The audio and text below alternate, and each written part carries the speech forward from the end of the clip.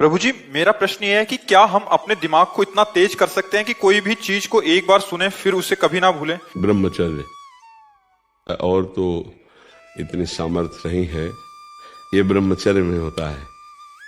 या पूर्व का कोई तप, जैसे छोटे से बालक में देखा जाता है भारी स्मृति, भारी ज्ञान, वो पूर्व का उसका तप है, भजन है। तो अभी जन्मा 5 वर्ष का है, 6 वर्ष का है, वो बड़ा ज्ञान उसको है, वो पूर्व का उसका स्टॉक है।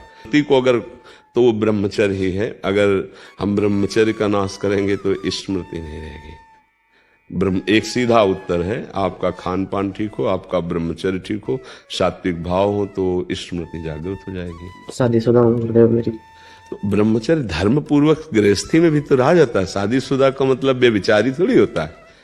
देखो, जो शास्त्रीय पद्धति है तो संतानोत्पत्ति के लिए आदेश है, उसको नियम पूर्वक अगर निर्वाह किया जाए तो एक पत्नी व्रत रखने वाला, धर्म से चलने वाला, और वैसे शास्त्रीय पद्धति प्रत्येक मासिक धर्म के बाद जो 10 दिन के बाद लगो संतानोत्पत्ति के निमित्त समस्त देवताओं और भगवान को नमस्कार करके वो गृहस्थ ब्रह्मचारी, तो उसमें स्मृति की, देखो स्मृति का नाश एक काम ही कर देता है।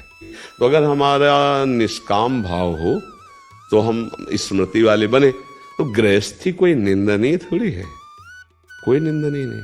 देखो, हम जब शास्त्रों में पढ़ते हैं तो गृहस्थ जनों ने, जिनके बड़े बड़े धर्मात्मा संतानें हुई, उनकी बात काफी दिनों तक ब्रह्मचर्य रह करके संयम से फिर गर्भाधान हुआ और फिर ब्रह्मचर्य से रहे, तो उनकी संतानें बड़ी प्रज्ञावान, बड़ी विवेकवान धर्म।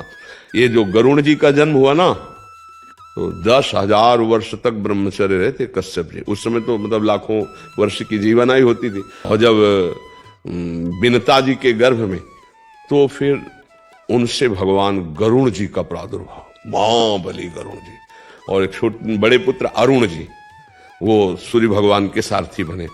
कई हमने ऐसे ब्रह्मचर्य रहकर नाम जप करते हुए धर्म से चले और फिर संतान, तो उससे फिर अब पशुवत आचरण तो कहीं आदेश नहीं किया गया है।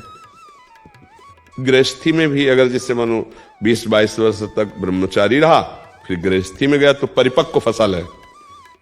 जैसे गेहूं गलेथ में हो, काट ले तो एक दाना नहीं मिलेगा, और परिपक्व फसल हो जाए तो कुंतलों अनाज सालों खाते रहो, ऐसा अनाज पैदा हो जाए। तो ऐसे वीर भी परिपक्व होता है, ब्रह्मचर्य भी। जैसे 20 से 25 वर्ष तक बिल्कुल ब्रह्मचर्य रहे बाल्यावस्था से, फिर गृहस्थ में जाए तो परिपक्व फसल है, संतान उत्पत्ति, फिर संयम से जीवन, तो वो महात्मा ही है, वो ब्रह्मचारी भी है। एक पत्नी व्रत धर्म पूर्वक चलने वाला, वो बेविचारी नहीं कहा जाता। वो गृहस्थ कोई निंदनीय नहीं, वो बंदनीय। कोई भी बड़े बड़े परमहंस कहां पैदा हुए? धन्य है वो माता पिता, वो भी तो गृहस्थी में थे, जिनके बड़े बड़े महापुरुष प्रकट हुए। तो क्या गृहस्थी कोई निंदनीय बात थोड़ी है? अगर बच्चा संयम से चले तो, अब संयम को नष्ट कर दे तो फिर चाहे गृहस्थी में ना जाए तो भी नष्ट हो जाएगा। बहुत प्रकार है। तो हमें लगता है अगर संयम से चला जाए तो गृहस्थ धर्म में बंधनी, पर स्मृति जो है वो ब्रह्मचर्य से, मतलब वीर शक्ति ही स्मरण को बहुत जोर की पवित्र रखती है, बहुत स्मृति जागृत हो जाती है। अब ऐसा थोड़ी कि कोई मनमानी आचरण करे, क्यों? पर ब्रह्मचर्य पर महत्व दे।